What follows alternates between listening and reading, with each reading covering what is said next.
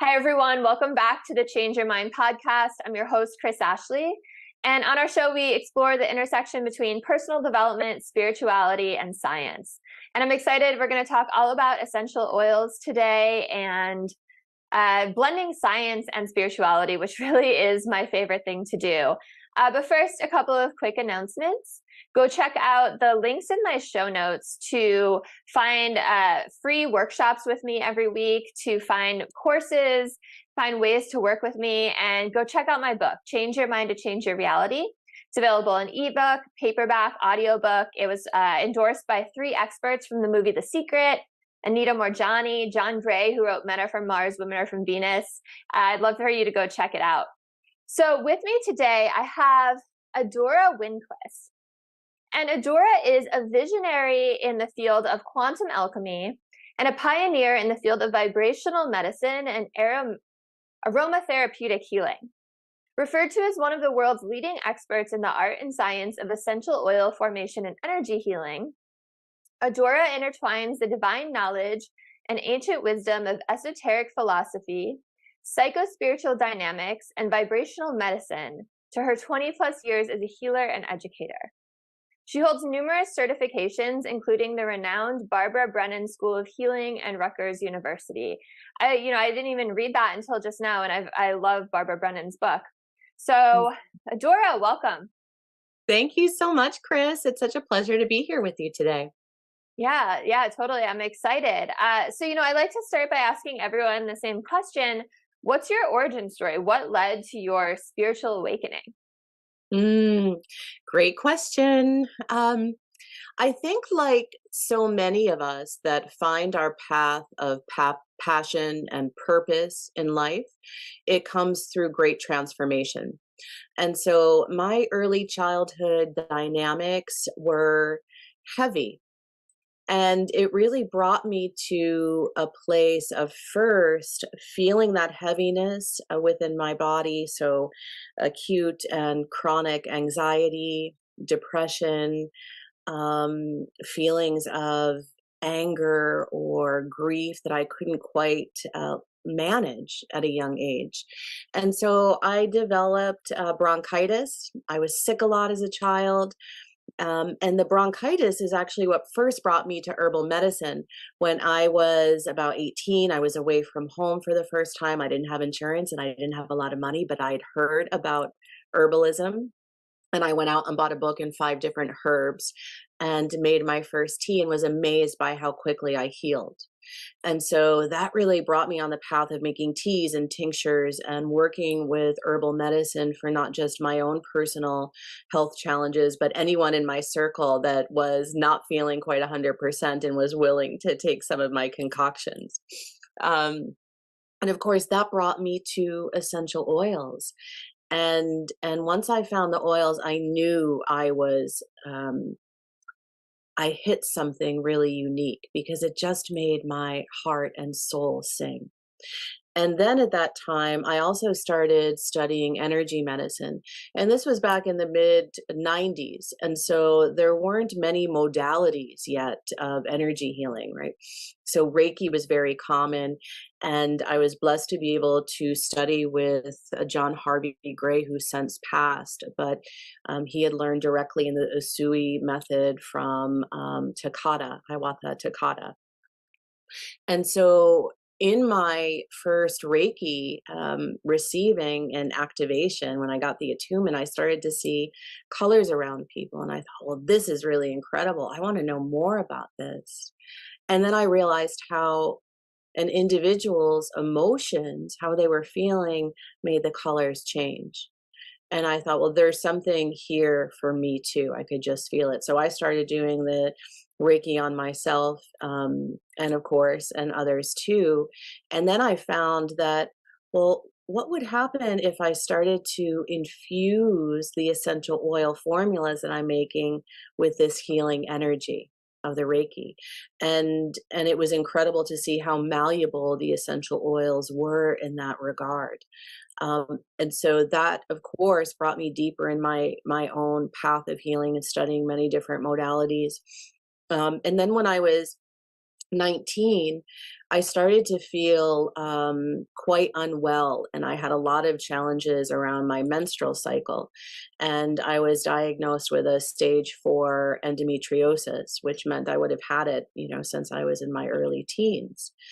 And so that was really profound for me, because after a number of surgeries and my MD just, giving me scripts for oxycodone for the pain, and essentially saying, well, you're a woman and you're really born to suffer. So here, take this pain medication because this is probably in your head anyway. And by the way, let's do a hysterectomy. And at this point I was 21, and I realized, oh, I can't follow this path. I know that I'm here to have 2 children. And so that was the moment that I really became more further entrenched on my path of spiritual awakening and healing, and really bringing together these modalities from a vibrational perspective with the plant medicine. And then, of course, as you saw, eventually I did find the Barbara Brennan School of Healing and graduated from their 4-year program, and also their instructor training a number of years ago. I think 20 years ago for the Hands of Light, for the 4-year program. So it's been a journey. Yeah, thank you so much for sharing that. And I like to start out with people's origin stories because I like listeners to hear that, you know, everyone goes through challenging times. Everyone goes through tragedies and heartbreak and adversities in life.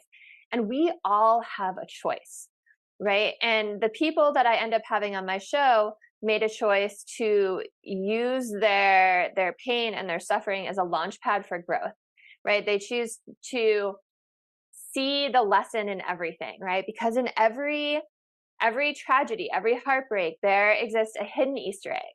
And once we Yeah. find it, tremendous healing, leveling up, and growth takes place. And usually what leads to spiritual awakenings for the most part is people just get to that point where they're like, I can't go down this path anymore. I have to Mhm. reinvent myself. So, it's interesting, like everyone's story is a little unique, but they're all really the same. Yeah. And it's interesting also, we've talked a lot on this show about how repressed emotions can lead to pain and illness, and again, your story just echoes that. So thank you so much for sharing. And for people who don't know, can you just talk a little bit about Barbara Brennan School and what you learned to do there? Oh, yes. So the Barbara Brennan School of Healing is really the premier global educational organization for vibrational medicine. And Dr. Barbara Ann Brennan, who passed away a year ago this month, actually, or Mm. actually last month, was an incredible pioneer and gave, 40 years plus of contribution into the field with the numerous books you mentioned. You have maybe Hands of Light, her first Of book. Hands of Light, yeah. Yeah, and she was a astrophysicist for NASA, and so she had an incredible foundation in science, right? Which for those of us in this field professionally, the science piece is so important because it's not a different it's not a black or white in compared to spirituality, right? Science and spirituality are really different sides of the same coin, or different aspects of polarity, right? Of the same principle. And so her wonderful foundation in science gave her a great deal of credibility. And then she had this inordinate gift for healing and vision. Still to this day, the intricacy in her work that she was able to bring forth and put together in the school, which is a 4-year university that teaches vibrational healing through the human energy field, but with a tremendous focus on psychodynamics. Because we know that if we just look at the aspect of spirituality, without looking at our psychological patterns, there can be also great distortion. So the school has a tremendous fundamental in anatomy and physiology, and also a requirement for personal practice for every student each year. because of the depth that you go to in the program. Now, when I went, I guess this was like 2001, I had already had a healing practice for 3 years. So in my mind, I was going to this school to learn healing skills, to be able to refine things like psychic surgery or, many different energy clearings. And yet the first week of the first year, I realized, oh, this is so much more than that, because the school is designed to really take you into the core of your wound, Mm, in the design to understand that you can only take your clients as far as you've gone in your own journey. I love that. So it's a 4-year, very deep process that is incredibly transformative and has just a wealth of very focused, specific healing tools to use in a professional practice. Um, so I can't say enough about the school. In fact, I still am connected every once a month. I offer a free meditation in conjunction with the Barbara Brennan School of Healing. And we will read a piece of Barbara's poetry, which is so beautiful, profound, each month. And then I offer a guided healing with essential oils and crystal alchemy, where anyone, anywhere in the world can join in for free for that. Yeah, that's really awesome. So I used to run a yoga teacher training, and we kind of said the same thing. Like, you can only help your students as far as you've gone yourself. And that is such an important piece. It's so important to turn the lens inwards and do that hard inner work. And thank you for sharing all that, because I didn't really know much about her school. And I'd Mhm. love for you to just talk briefly, because my whole jam is backing all this up with science, because we live in the most exciting time Mhm. where science is literally backing up what spirituality and mystics and ancient civilizations have been saying for eons, right? Through quantum physics and epigenetics and neuroscience. And you mentioned astrophysics, and I'd love to hear about how astrophysics backs up this vibrational energy healing. That's so Mm. fascinating to me. Well, I think that, of course, here is the beauty. And like you just said so perfectly, we're at such a unique juncture of time and space, right?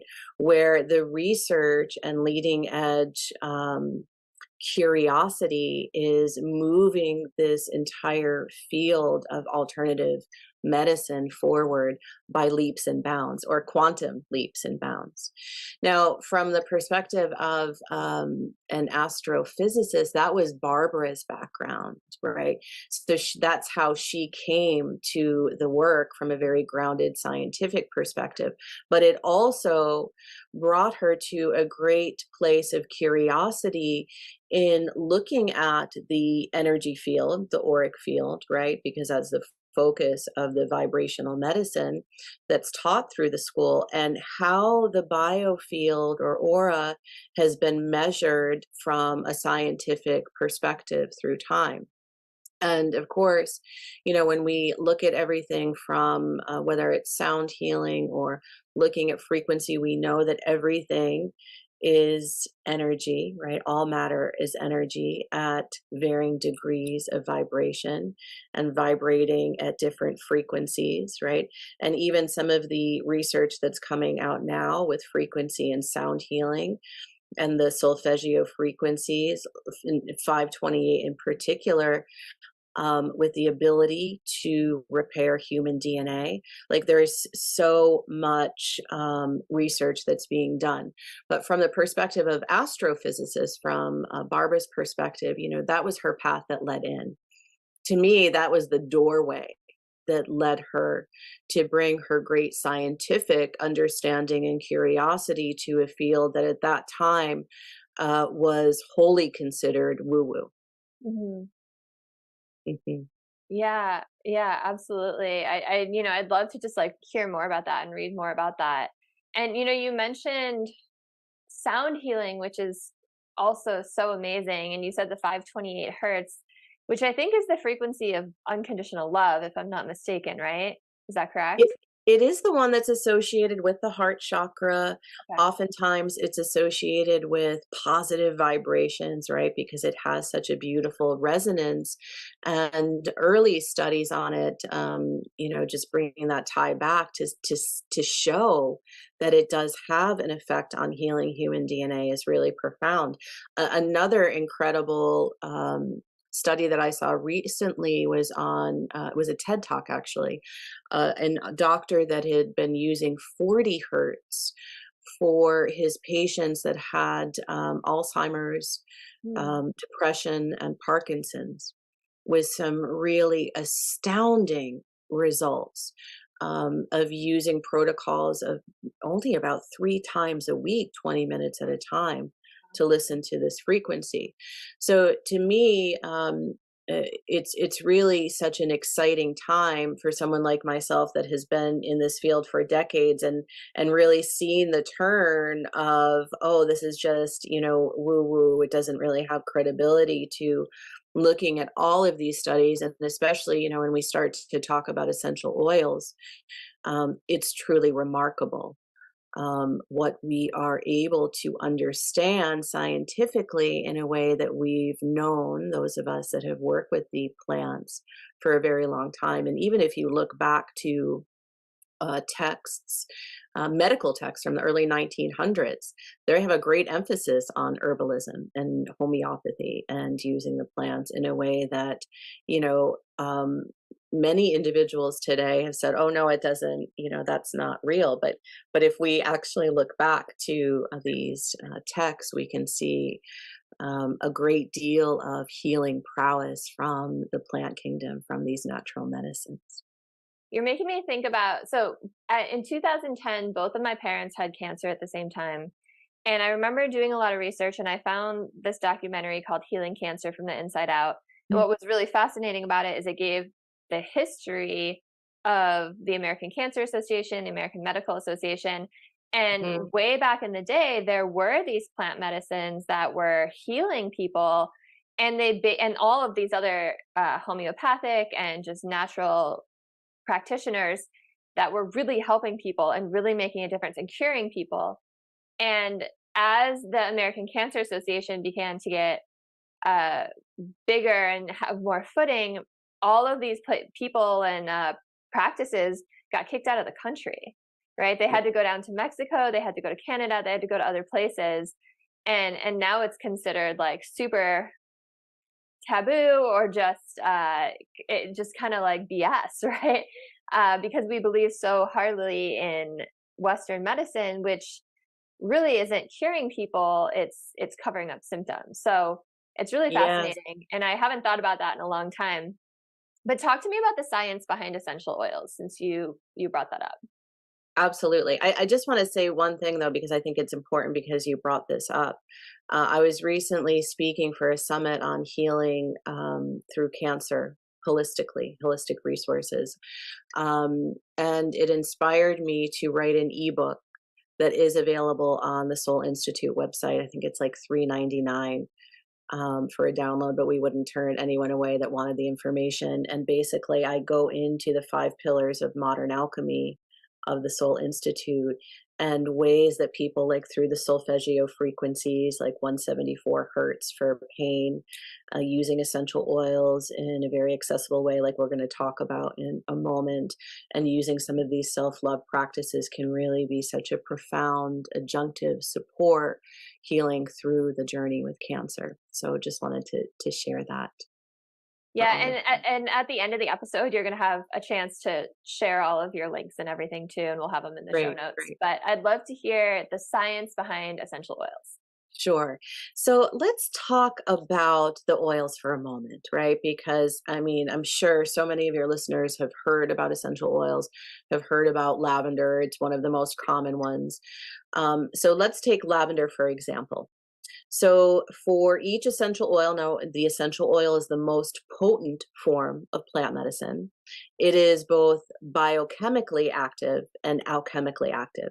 So, what I mean by that, from a biochemical perspective, each essential oil can have in the upwards of hundreds of chemical constituents.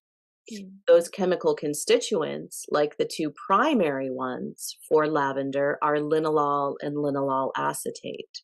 Now, these two chemical constituents are what give lavender that very calming and soothing effect through the nervous system. That's one of the reasons that it's so beneficial for things like restfulness, relaxation, insomnia, and etc. So the roots of the benefit of the essential oils come both from the chemical aspect, right? Because all of the chemical constituents have affinities for different parts of our body, whether it is anti-inflammatory or antiviral, antibacterial, analgesic, and so on, even anti-cancer. We can come back to that in a moment. But the essential oils are not just biochemically active because they also represent the quintessence of the plant and the vibrational patterning.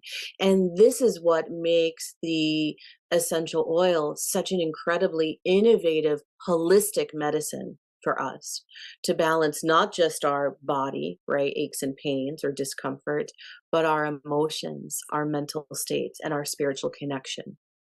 Now, the one thing, and this is what I am so passionate about, Chris, is the use of essential oils via inhalation through olfaction.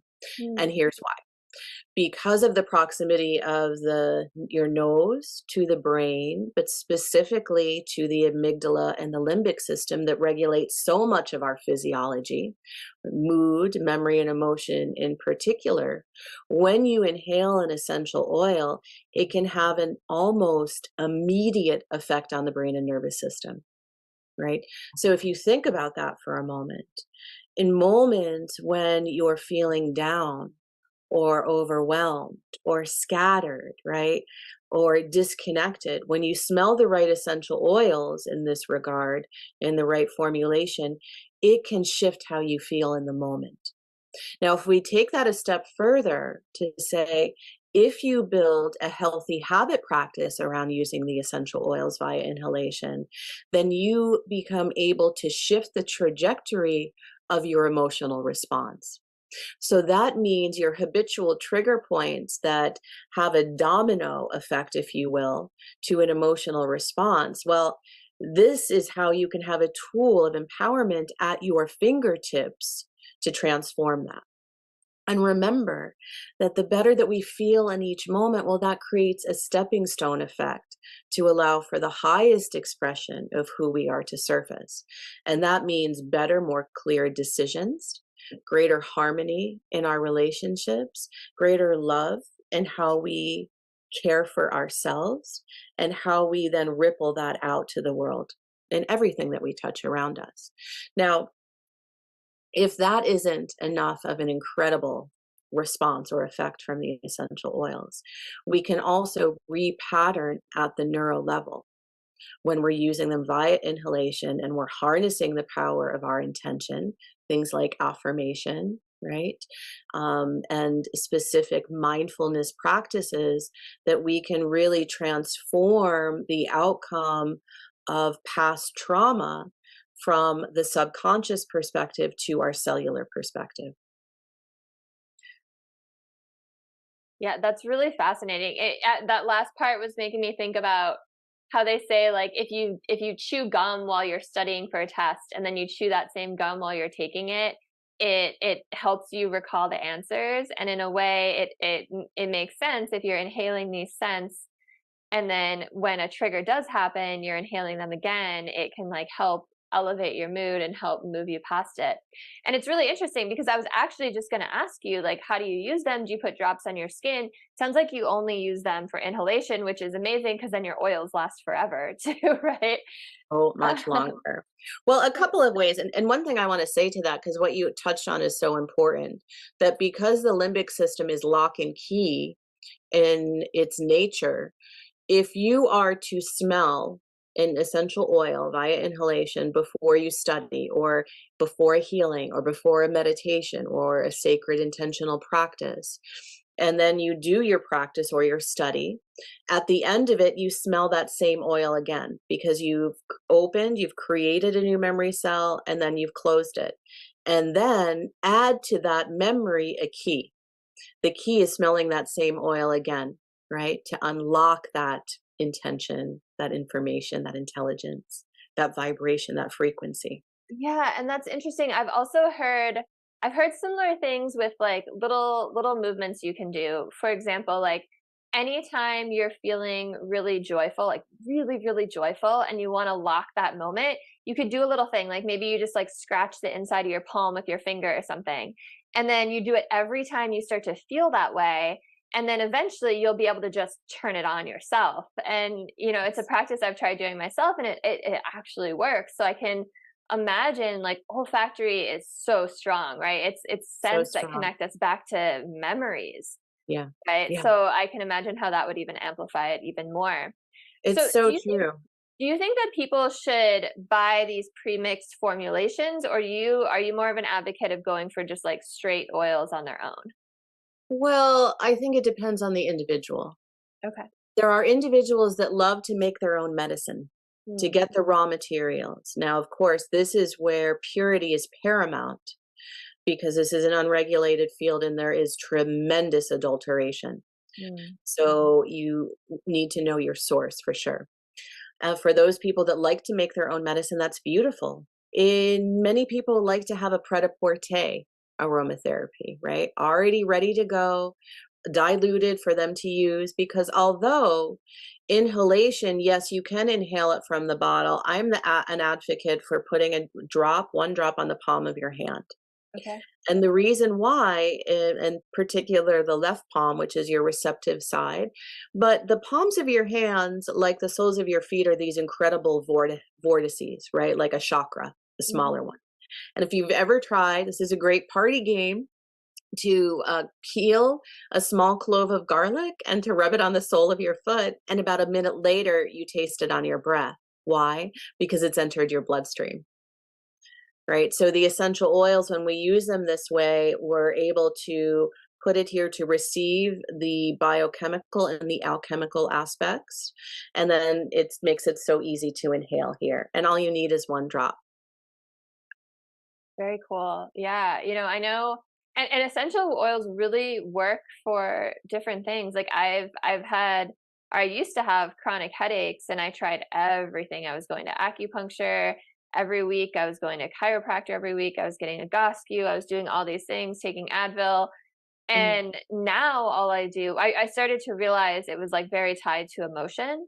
So now mm, all I do is I notice where there's stress in my body, I relax that stress, and I use peppermint oil. And it mhm, like I like am very liberal with the peppermint oil. Like it goes all over my neck and my around my face and my head, but it's like the only thing that actually helps my chronic headaches. mhm. It's That's so amazing. beautiful. Yeah. Yeah, it's super medicinal. Yeah, So peppermint is a very potent analgesic, a wonderful anti-inflammatory, and known for uh, clearing the mind in hmm. that way. Which Mhm. makes sense if the headaches come from a place of stress, right? Exactly. Yeah. That actually makes me think, are there a couple like starter oils for people that Yes. aren't like me with my little collection over there? I love your collection. That's beautiful.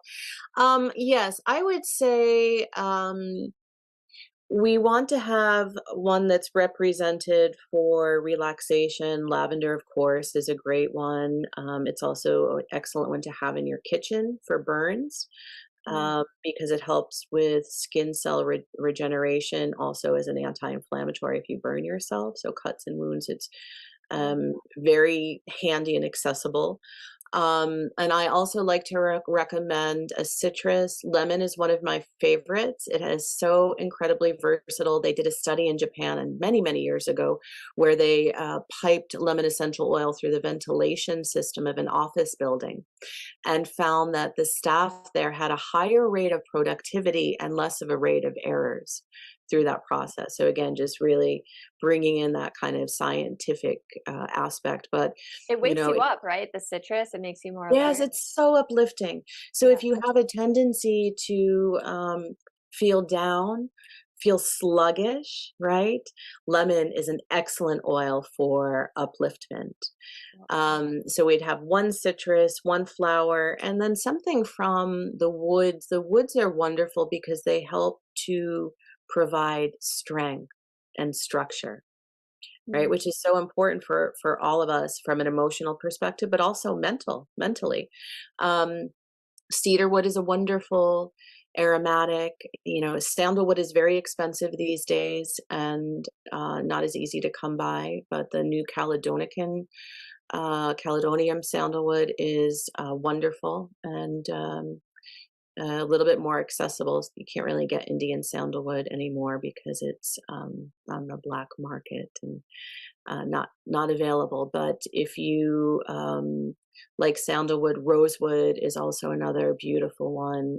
It's similar to lavender in its relaxing nature, but there's a strength there too. And if you can get that and sourced in a sustainable way and use it reverently, it becomes a wonderful oil too.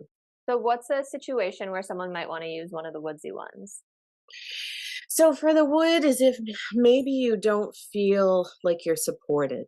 Maybe you don't feel like you have that structure that you need to organize not just your day-to-day schedule, but your mind in a way that feels like you can accomplish things, right? If we think of the trunk of the tree, right? What does it do? It transports energy from the earth up to the crown of the tree. And so it provides strength, right? And so for any time that you feel like, oh wow, I'm really in a situation right now where I don't feel I have the foundational structure, the strength and the support that I need to get through this. And if you just imagine that, right? Imagine inhaling a wood oil, you could feel yourself sitting or standing more upright, of feeling that sense of strength, of empowerment. Very cool. And is there any benefit to choosing an oil that just smells particularly good to you, like you just feel drawn Yeah. to? Yeah, absolutely. I mean, there is enough in our day-to-day experience of life that can challenge our pleasure, right? Our joy, our happiness. So when we can find something that is naturally based, whether it's from a spice like cinnamon, or a fruit like lemon or orange, or a flower like lavender or ylang, or like one of the woods, and that smell brings you joy, then do the things that bring you joy. Because the more joyful you feel in each moment, the more empowered you feel to call to yourself your most abundant and authentic life, because you are a vibrational being. You are a magnet, right? So it is up to all of us to tune our magnet in joyful ways, in harmonious ways, in loving ways, in ways that are grounded and still connected. I love that. What is the benefit of patchouli? Because that's the one that I'm always really drawn to. Mm. Like, I love putting Oh my drops of gosh. it in the bathtub and taking a Mhm. bath.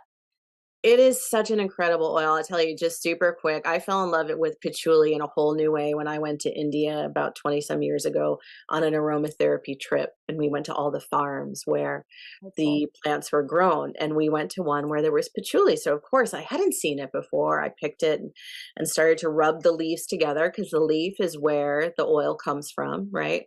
And I was What does it look like really quick before you what does go it look like? It looks like a very green, leafy, fluffy, short and stout plant. Okay. You wouldn't think like, oh, this is patchouli at all. Yeah. You would be absolutely surprised. Okay. I can send you a picture after if you want to have it for your Yeah. for I your mean, notes. I'm sure I can Google it too, but I've just Yeah. never thought about patchouli as anything but an essential oil. But Yeah, it's yeah. somewhere. Well, my friend and I were filled with such a state of euphoria that we laughed for a good hour of things where other individuals were looking at us going, what are they on? I want some of that. So there is such a presence of pleasure, of joy.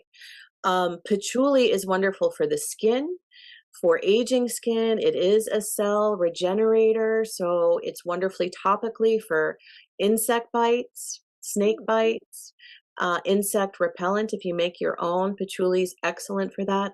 But one of the most profound aspects from an emotional perspective is that it assists with anxiety. It Yeah. calms, soothes, and balances anxiety. And so it makes you feel connected to the earth. And when you feel connected to the earth, you can feel connected to your body.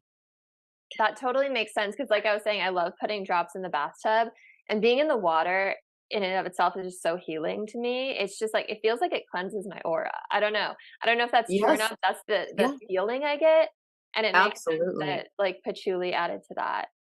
So, is there any benefit in diffusing oils? How do you feel about diffusers? I like diffusers as long as it is a nebulizing diffuser with a timer on it. Because here's the rub, if you just have a diffuser going on all day, A, you're using a lot of a very precious resource and commodity, but B, you can overwhelm your nervous system.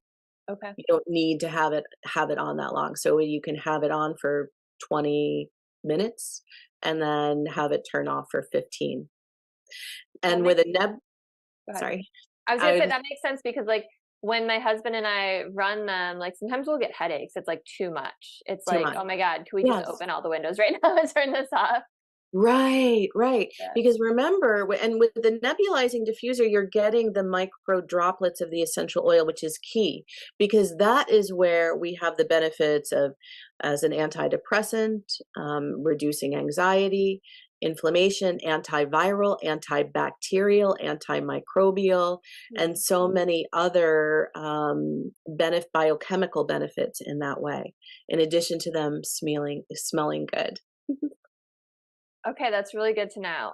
Okay, so right now I'm pregnant and all of my little essential oil bottles, I mostly use doTERRA and Sage. I don't know how to pronounce Sahe. I don't know how they pronounce it. Those are my brands that I usually go to, but all of them say don't use when pregnant. What are your thoughts? Well, of course, it's going to say that because that's a disclaimer. And for many individuals that don't have the educational level, that's an important disclaimer. And so, what I always recommend for individuals that come to me and ask during pregnancy is you have to really connect with your practitioner because there are nuances to you. You're an individual, right? And the gift of aromatherapy is that for each individual, there is an individual remedy. And that Mhm. is such a beautiful process, right? In the masterful formulation of a blend for an individual.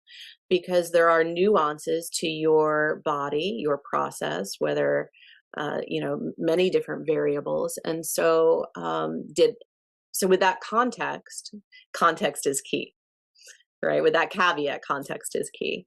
Right. Did I use essential oils during my pregnancy? Yes, with both of them. So again, it depends on the level of purity of the essential oil, quality and purity.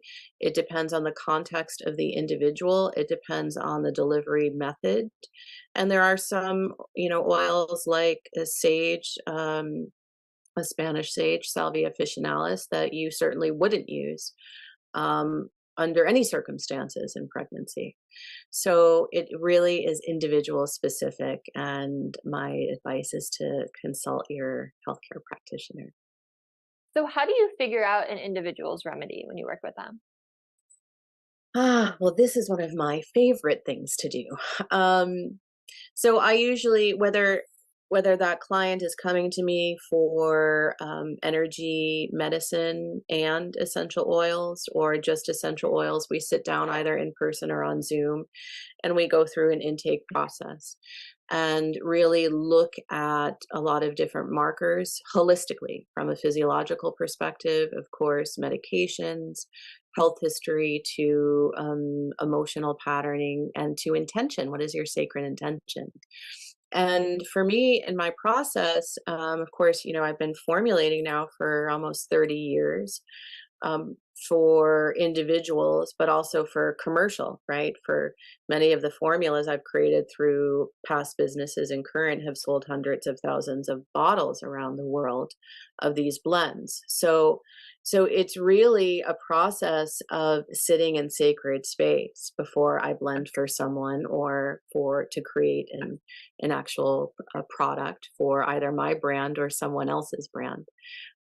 But there are many different intentions that come into the co-creative process in that way. And it's really so beautiful because, for me, then I'm able to sit in a sacred space and I hear, right, 7 drops of this oil, 5 drops of that oil. And it really is an alchemical process in that regard. Very cool. All right, so we're getting near the end. I'm going to ask you, I like to ask people to either give something that listeners can take away or that I can take away just so that people can hear like, oh, okay, this is like how this works. So here's my personal question before we kind of wrap it up. So I have been having really intense pain in the upper right of my abdomen, right on my ribs. They thought it was a gallbladder thing. All the gallbladder tests are clear. Now they're just like, it's probably just like your inflammation between your muscles in your ribs. It's been going on for 3 months and it's getting progressively worse. What kind of essential oil would help me? Hmm. And so I would ask you specifically because you mentioned pregnancy, how far along you are. 7 months, 28 weeks and 5 days today. Yeah. Oh, congratulations. But it's That's been so going on since exciting. the beginning of the second trimester. Thank you. For the second trimester. And have you ever had any liver issues before? So that's what they thought. They thought it was gallbladder. So they did an ultrasound on my gallbladder and liver. They did blood work. Everything looks fine. But Mhm, the symptoms, when you look them up, are like identical to gallbladder symptoms. mhm, And what helps it is identical to gallbladder. So it's interesting. mm. And I would also ask you feelings of frustration, resentment at all in this at Yeah, I this know time? gallbladder and liver are associated with like anger, right? Oftentimes, or frustration, resentment building. I don't know. I don't know. Maybe. Well, let's say yes. What would we? Mhm. I'm really drawn to lemon for you. Lemon. Interesting. All right. Mhm. And so, and what I would say is, you could add a couple of drops to your bath, put maybe 3 drops to your bath, but put it into some like coconut oil first because the citrus oils can be irritating for the skin. So if you mix it with some coconut oil or olive oil before you add it to the water. All right. And when you feel that pain coming in, what I would say is to add a drop of lemon to the palm of your hand and just take a deep breath in as you're breathing in golden light to that part of your body, Mm, really blessing that part in the listening. that's beautiful. Well, thank So you. you're blessing and receiving through your breath. All right. I'll try that. Thank you. I appreciate it. Okay. So I'm sure listeners are dying to have a consultation with you at this point. So tell them what you're working on, how they can work with you, how they can find you online, all the information. Wonderful. Thank you, Chris. So my website is thesoulinstitute.co. And there are many different ways to work with me, whether it's through having me make a custom formula with you, or coming on as a client, or even studying in the Love Frequency, our Modern Alchemist certification program, because the next cohort for that starts in January. I would say the best way is to pop on there and schedule a free 15-minute discovery session with me. And then what we can do together is really find out what your desire is, your sacred intention, what you're looking for, and how I can best serve you with the many tools of the Institute. My new book will also be coming out in the spring of next year. The Love Frequency, a Modern Alchemist Guide to Thriving in Sacred Purpose. And I have a number of places where I'll be teaching next year, like Kripalu in Massachusetts and Art of Living in Boone. And I also take a group to southern France every year to follow the footsteps of Mary Magdalene on a beautiful pilgrimage where I do ceremony every day for 9 days with the group, with the oils and the crystals and the frequency. That sounds lovely. Everyone go jump on that. All the links are going to be in the show notes and you'll be able to find them really easily. So don't worry about writing it down if you're driving or can't get to your pen right now. And thank you so much for everyone listening. Please like, share, subscribe. This podcast is part of the LA Tribune podcast network. We're doing a lot of really cool stuff. We just had Think and Grow Rich Summit with the Think and Grow Rich Institute. We've got a lot going on, so follow us, keep in touch. Check out my book, Change Your Mind to Change Your Reality. Everything is in the show notes, and thank you so much. Have a beautiful rest of your day, everyone. Thank you, Adora, for coming on today. Thank you, Chris.